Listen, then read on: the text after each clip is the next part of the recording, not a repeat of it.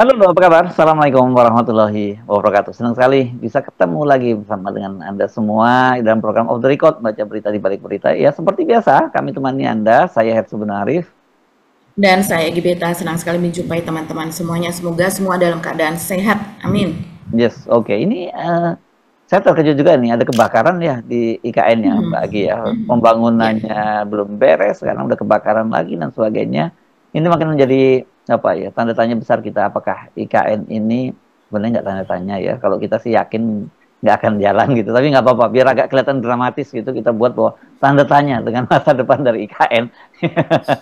Gitu ya, Mbak Agi. iya, iya. Jadi kita mendoakan teman-teman sehat, tapi rupanya ada yang nggak sehat di IKN. Mm-mm. Ini dramatis loh Mas Ersu, di mana Basuki ini yang meminta-minta tambahan anggaran untuk Mm-mm. tahun 2025 ini, Mm-mm. kemudian untuk tahun 2026, dan kemudian dia menemui sana, menemui sini, begitu. Tentu saja juga menemui bosnya yang lama, begitu meminta dukungan. Kan tadinya Pak Jokowi dikatakan bahwa dia akan sering-sering meninjau IKN, dan ketika dia pernah menemui Pak Jokowi juga ditanyakan dalam rangka apa, ia juga melaporkan soal IKN, walau bagaimanapun Pak Jokowi adalah pencetus IKN begitu kan, dan dia juga tetap mengawasi dari jauh apa dan sebagainya. Tapi kenyataannya sampai sekarang pun Jokowi belum pernah Iya. ke sana, dan ini kelimpungan sendiri. Basuki sowan sana sowan sini, Iya. minta ke DPR, yang kemudian sowan atau bertemulah menemui Purbaya Menteri Keuangan yang baru secara anggaran yang sebelumnya mampet di Sri Mulyani. Sri Mulyani mampet ya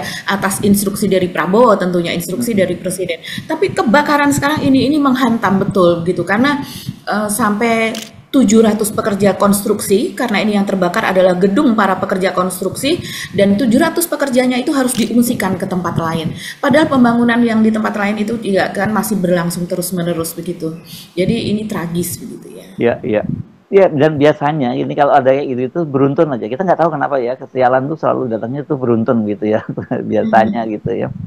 Dan yang kita lihat kan seperti Pak Prabowo sendiri kan menyatakan bahwa itu akan tetap, bahkan sudah diteken apa perpres atau kepresnya kemarin soal IKN sebagai ibu kota tahun 2000, ibu kota politik tahun 2028 gitu. Dan kemudian DPR sendiri bilang nggak ada itu undang-undangnya ibu kota politik itu apa kan yang dimaksudnya gitu ya. Tidak jelas. Ya jelas. Jadi mungkin Pak Basuki sekarang dalam kondisi yang sakit kepala karena dia sendiri yang memulai pada waktu itu kan gitu ya, waktu dia jadi Menteri PUPR di era Pak Jokowi kan dia mendapat anggaran sangat besar itu untuk memulai Iya, menyiapkan infrastruktur, anak emas. ya dianggap diharapkan itu bisa memancing investor untuk masuk begitu ya. Dan rumahnya sama Pak Prabowo dilanjutkan, dia ditunjuk sekali lagi terus meneruskan sebagai otorita IKN gitu ya. Supaya bertanggung jawab Mas Bertanggung Erso. jawab ya, lu yang udah mulai ya berapa triliun masuk situ, bertanggung jawab kan begitu. Tapi kan sekarang Pak Basuki jadi pusing kepala kan, pening kepala kan gitu. Tidak sana sini ke DPR, udah menolak, Komisi 2 udah menolak kan begitu untuk minta. Dan kemudian kan saya kira sebenarnya gini ya, baik pemerintah maupun DPR itu mungkin mereka kalau toh nggak, kalau toh ada duitnya pun mereka sekarang mikir juga tentang IKN itu, karena sejak awal sebenarnya mereka juga nggak mendukung-dukung amat gitu. Itu kan ya basa-basi mereka karena Pak Jokowi yang punya ambisi gitu. Tapi sekarang kalau toh dimintain mereka duit, kalau toh masih mau mendukung, soalnya duitnya nggak ada, jadi mau bagaimana? Iya, ini betul-betul dalam kondisi yang sulit sekali ya IKN ya. Malah belakangan ini yang rame adalah IKN penuh tikus. Ada juga melaporkan banyak kucing. Ya iyalah, kalau banyak tikus ya pasti banyak kucing dan pemangsa Bagus yang itu lainnya, ya Mbak, ada termasuk ular predatornya dan kan sebagainya.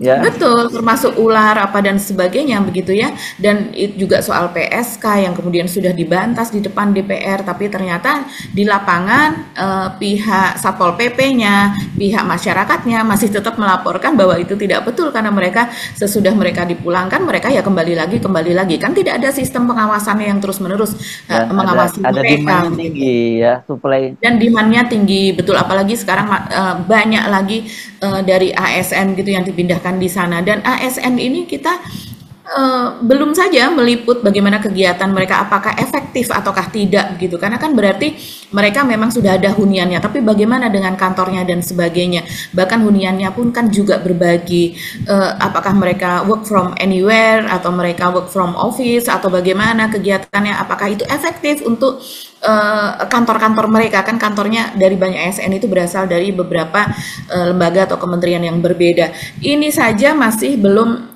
selesai begitu Mas Hersу. Jadi kasihan betul Pak Basuki ini. Coba kita lihat ya kebakaran seperti apa sih yang terjadi di IKN yang membakar gedung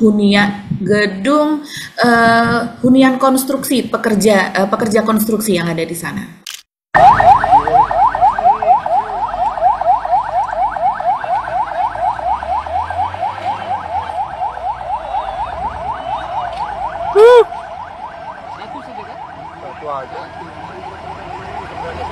Oh, asu.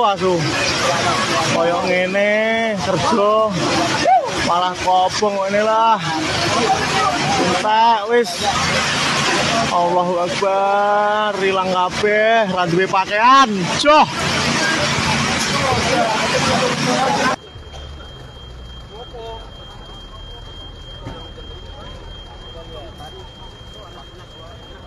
HPK kebakaran, HPK 1 kebakaran, HPK 1 kebakaran. HPK 1 kebakaran. HPK 1 kebakaran.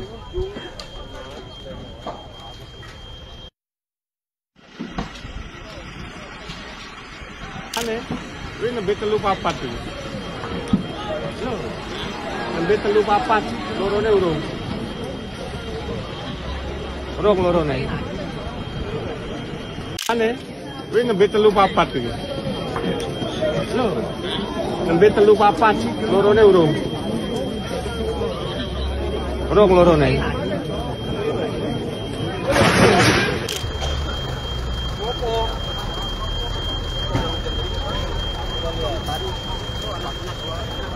HPK kebakaran, HPK 1 kebakaran, HPK 1 kebakaran. HPK 1 kebakaran. HPK 1 kebakaran.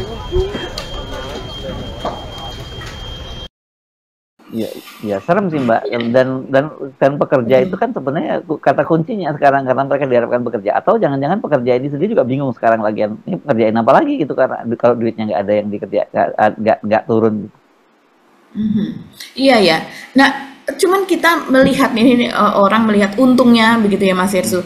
Itu kejadian terjadi pada pukul 5:30 ya sore berarti waktu Wita ya. Dan pekerja itu sedang tidak ada di tempat begitu. Jadi sampai sejauh ini alhamdulillah tidak ada korban jiwa di sana.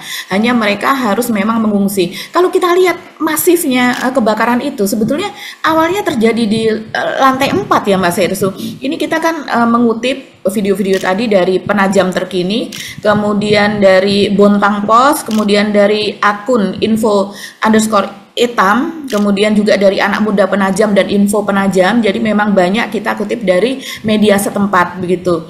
Nah, kalau melihat apa yang terjadi awalnya terjadi pada lantai 4 ya, tapi kemudian meremen atau meluas begitu pada lantai 3 dan kemudian lantai 2. Jadi ini apes betul ya, apes betul untuk membangun satu tower saja sudah berapa miliar.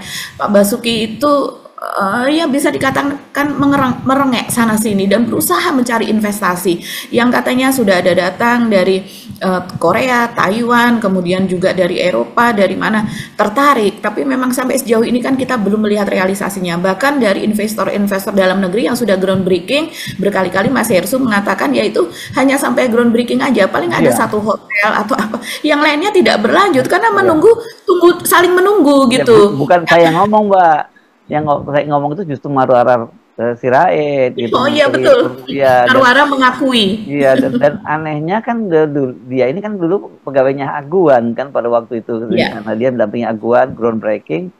Nah terus di eranya Pak Jokowi kan, dan kemudian setelah dia jadi menteri itu dia ngomong bahwa iya kemarin groundbreaking tapi nggak ada yang dilanjutkan. Ya memang iya, karena pada waktu itu seperti di pengakuan Aguan kepada Tempo kan dia cuma diminta untuk menyelamatkan wajah Pak Jokowi gitu ya. Iya, untuk menyenangkan Jokowi. Iya, dan walaupun dipancing-pancing kayak gitu, memang investor tuh blow on enggak kan? Investor tuh kan pasti tahu dia punya intelijen ekonomi, punya mata-mata bagaimana mereka. Jadi mau di groundbreaking pun ya mereka tetap aja nggak akan menanamkan investasinya. Belum lagi sekarang situasi dunia kan sedang nggak baik-baik saja Mbak. Betul. Jadi, jadi untuk satu jangankan masuk ke IKN, masuk ke Indonesia aja itu kan mereka sekarang sedang wait and see gitu loh. Itu yang harus disadari semacam itu. Jadi ya jangan mimpi. Kalau sekarang ini kemudian diminta untuk bangun dulu supaya kata Pak Purbaya nanti dikasih ini untuk mancing investor, nggak ada gitu ya sekarang ini. Iya, betul. Jadi ya memang kondisi memang seperti ini ya. Jangankan IKN, sementara di pertambangan pun itu juga orang berpikir. Seperti misalnya tambang nikel yang begitu diagung-agungkan oleh Jokowi dan juga oleh anaknya yaitu Wapres Gibran dalam debat Pilpres, yaitu debat Wapres. Dia marah betul begitu soal nikel, yang katanya marah kepada Tom Lembong, katanya Tom Lembong itu lebih menghargai produk negara lain yang dikatakan anti nikel apa dan sebagainya. Tapi apa yang ini Tom Lembong kan juga orang pintar ya, dia bisa melihat, dia bisa memprediksi tren bagaimana BYD mobil dari Cina misalnya banyak yang sudah tidak memakai nikel lagi tapi memakai yang lain. Dan coba lihat sekarang, apa yang diprediksi itu benar. Harga nikel di dunia jatuh, bahkan di Indonesia pun tambang nikel ada yang sudah tutup. Jadi ini memang situasi yang mungkin Jokowi dan Gibran sebelumnya itu tidak pernah pikirkan. Tapi orang-orang pandai yang ada namanya bikin visibility tadinya nggak ada gimana. Yang penting kerja aja. Iya, karena kan itu demi sekelilingnya, kroninya, semuanya menambang nikel, Mas Hersu. Jadi masa mereka mau mengakui bahwa ini masa depannya tidak baik, suatu saat nanti akan jenuh dan sebagainya. Sama mobil listrik kan, mobil listrik ketua konsorsiumnya kalau nggak salah Pak Muldoko ya. Iya, betul, Pak Muldoko dan CS-an juga dengan Luhut kan yang pasti. Ya, jadi ini coba kita lihat ya. Kejadian beruntun yang menimpa IKN. Jadi sebelumnya bulan Juli ini Kepala OIKN, Otoritas Ibu Kota Nusantara, yaitu Pak Basuki Hadi Mulyono ini kan meminta tambahan 16,13 triliun 130 miliar kepada DPR. Dan itu terjadi pada bulan Juli karena memang pagu indikatif untuk 2026 itu adalah sebesar 5 triliun lebih sedikit saja. Jadi sangat kecil kalau dibandingkan dengan janji Pak Prabowo di mana akan memberikan anggaran hingga tahun 2029 yaitu sebesar kalau tidak salah 40 sekian triliun, 48 triliun atau 47 triliun begitu ya. Dan kemudian coba saya baca, ini ternyata pada tanggal 16 September kemarin ditolak oleh Badan Anggaran permintaan ini. Jadi artinya sampai sekarang untuk pagu 2026 untuk pembangunan IKN itu masih sebesar 5 triliun lebih sedikit saja. Coba di sini Basuki padahal sudah menjelaskan ya bahwa usulan ini diajukan untuk mendukung kelanjutan proyek multi-years contract MYC. Artinya ini memang anggaran harus diberikan mau tidak mau ya, ini fait accompli di depan dari sejak Jokowi. Kalau multi-years misalnya multi-years itu 2 tahun, 3 tahun sampai dengan 5 tahun, setiap tahun harus dikeluarkan sekian. Dan ternyata kalau seandainya ini ditolak, artinya ya berhenti pembangunannya sampai dengan mendapatkan dana lagi. Nah ini kata Basuki ini padahal untuk mendukung multi-years kontrak dan pembangunan infrastruktur baru di kawasan inti pusat pemerintahan IKN. Jadi bukan di sekelilingnya. Ini masih pembangunan di inti, bukan di sekelilingnya. Dan dia menjelaskan bahwa pagu indikatif IKN pada 2026 itu sebesar 5 triliun 5 miliar. Jadi atau 5 triliun 50 miliar. Nah, sehingga pihaknya menganggarkan penambahan itu tadi 16,13 triliun. Sehingga diharapkan pada tahun 2026 itu ada 21 triliun 180 miliar tadinya untuk menutup itu tadi, berbagai pembangunan itu tadi. Tapi ternyata ini ditolak oleh Badan Anggaran. Ini banyak sekali yang bakal Mas Hersu? Ini bakal mandek begitu ya. Coba kalau kita lihat. Kita lihat rinciannya. Usulan tambahan anggaran yang diajukan Otorita IKN itu sebesar itu tadi, itu dalam rapat kerja yang digelar di Komplek Parlemen kemarin pada tanggal 16 September itu ditolak. Dan kemudian inilah secara rinci usulan tambahan anggaran tersebut rencananya tadinya akan digunakan untuk 1. Pembangunan lanjutan sebesar 4,73 triliun yaitu untuk bangunan gedung dan kawasan lembaga DPR, DPD, MPR, sidang paripurna MA dan Plaza Keadilan, MK, KY dan masjid, jalan kawasan kompleks yudikatif, legislatif, KIP 1A artinya itu tadi ya komplek inti IKN dan manajemen konstruksi untuk induk dengan skema MYC multi years contract tadi tahun 2005-2007 sebesar 4,73 triliun. Luar biasa, ini pastikan mandek. Nah, bagaimana akan menjadi ibu kota politik kalau seandainya hanya tahun depan hanya ada sekitar 5 triliun saja anggaran pagu yang sudah definitif disetujui, sementara ini untuk pembangunan lembaga DPR, DPD, MPR kalau tidak terbangun ya artinya mundur begitu, dan Basuki sudah mengatakan kalau ini ditolak maka pembangunan itu akan mundur. Yang kedua, dana tersebut akan digunakan untuk pembangunan baru sebesar 9,59 triliun, ya 9,5 triliun lah ya. Itu gunanya untuk pembangunan rumah tapak dan hunian vertikal untuk legislatif, yudikatif, ASN dan umum. Ya kalau seandainya tadi gedungnya pun tidak terbangun, maka huniannya juga tidak terbangun, sudah semuanya tidak terbangun, yaitu dengan skema MYC tahun 2026-2008 sebesar 4,42 triliun. Artinya rencana pembangunan itu tadi sampai dengan tahun 2028 atau 1 tahun sebelum masa jabatan Prabowo untuk periode 1 itu. Ya kalau dimulainya tahun 2026 belum mulai, artinya ada kemungkinan dimulai tahun 2027. Iya kalau dikasih anggaran, kalau enggak, ya berarti sebetulnya janji Prabowo untuk menjadi ibu kota politik yang tidak jelas itu definisinya apa, entahlah definisinya apapun itu bisa tertunda, Mas Ersu. Saya rasa juga ini ada nuansanya adalah Pak Prabowo memberikan rasa ketenangan dulu ya kepada pihak Jokowi, kepada koloni Jokowi. Ya, bukan ya?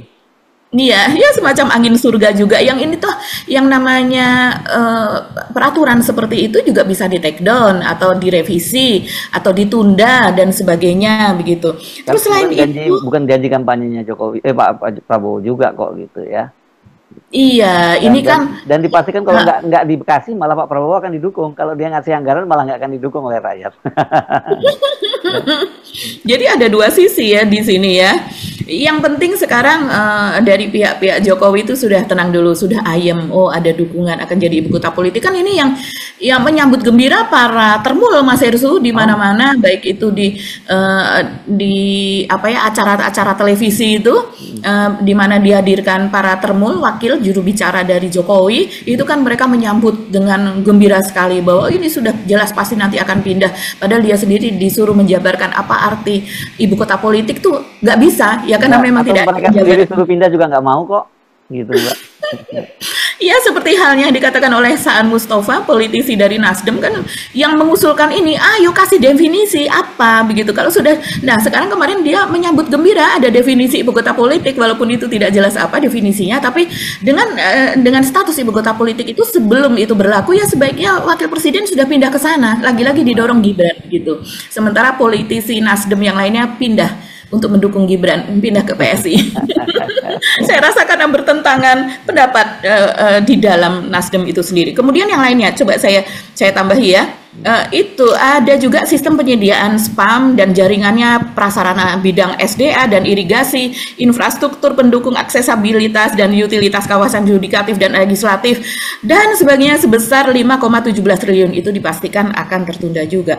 Pengelolaan sebesar 600 miliar untuk pengoperasian dan pemeliharaan kantor presiden dan istana presiden, kantor Kemenko 1, 2, 3 dan 4, pengadaan air minum, jalan dan sebagainya, kawasan ruang terbuka dan sebagainya, KIPP, embung, sanitasi dan sebagainya itu sebesar berapa, 900 miliar atau 600 miliar. Nah, kalau uang ini tidak turun berarti Pak Jokowi, maaf ya, ini kantor presiden dan istana negara, kantor Kemenko dan sebagainya yang sudah terbangun tidak bisa terpelihara, begitukah? Gitu, karena tidak ada anggarannya gitu. Jadi Pak Jokowi sebaiknya ke sana lah, bersih-bersih gitu ya. Kalau tidak ada anggaran maintenance, pemeliharaan, sementara kelembaban di sana itu tinggi, para ahli mengatakan demikian. Kelembaban yang tinggi itu akan menyebabkan gedung-gedung itu mudah berjamur ya. Jadi luar gedung maupun dalam gedung itu mudah berjamur karena kelembabannya sangat tinggi begitu ya. Jadi itulah yang mengatakan dulu Raja Juli Antoni yang menyebabkan IKN itu gedung-gedungnya membutuhkan pendanaan yang lebih besar dibandingkan jika di kota-kota lain, misalnya di Jakarta begitu tidak terlalu membutuhkan pemeliharaan yang seperti ini, tapi di tempat di sana itu pemeliharaannya atau maintenance-nya itu lebih besar. Ya itu yang terjadi di IKN saat ini, Mas Ersu. Iya. ini jangan sampai mangkrak, karena kan tadinya kan ada gagasan misalnya, oh dijadikan saja kalau nggak jadi ibu kota negara, ibu kota Kalimantan Timur gitu ya. Tapi kan itu juga perlu, apakah kemudian mencukupi juga APBD-nya itu untuk mengelola komplek perkantoran sebesar itu kan? Bagaimanapun juga ukuran ibu kota negara dengan ibu kota provinsi pasti berbeda kan? Beda. Walaupun mungkin kemudian IKN ditempatkan sementara ini belum berfungsi, dijadikan tempat pariwisata apa dan sebagainya. Pariwisata biasanya itu mengalir dananya nanti ke UKM-UKM sekitarnya ya, seperti pondokan, resort mungkin kalau ada restoran apa dan sebagainya, tapi tidak mengalir ke dalam kas negara begitu kan. Justru dengan banyaknya pengunjung itu berisiko terhadap penambahan biaya karena sampah, fasilitas, toilet kan harus diadakan. Tapi begitu. apa nama objek wisatanya jadi nantinya kalau itu jadi tempat kunjungan wisata itu? Bisa IKN Adventures karena di sana kan masih berupa setengah hutan juga ya Mas Herzul.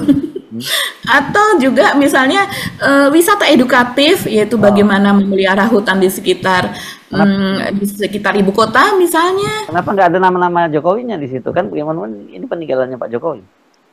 Iya, mungkin ada prasastinya kan. Oh, oke. Ya. Ya ini memang jadi beban berat ya. Saya kira makanya Pak Basuki sampai itu kalau bahasa Jawa, orang Jawa itu munduk-munduk gitu ya, atau salamannya ke Pak Purbaya itu betul-betul kepala menunduk gitu ya. Padahal kan Pak ini bekas menteri, ini menteri senior loh Pak Basuki ini kan ya. Waktu Pak Basuki jadi menteri kan Pak Purbaya belum jadi apa-apa tuh. Tapi sekarang saya lihat fotonya munduk-munduk gitu ya. Padahal kalau dulu dengan Sri Mulyani nggak sampai gitu-gitu amat kan Mbak Agi ya. Posisi salam. Iya, orang teman main band Mas Herzul, masalahnya ya kalau teman main band gitu ya. Iya betul. Ya memang kalau kita melihat fotonya ini kita lihat dari kompas.com ya, judulnya adalah Menkyu Purbaya dukung keberlanjutan IKN lewat 3 pilar pendanaan. Di situ dipajang oleh Kompas foto.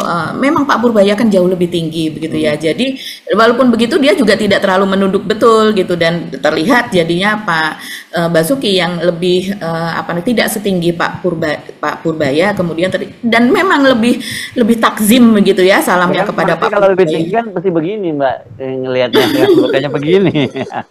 Kan menatap mata ya, seharusnya sejajar.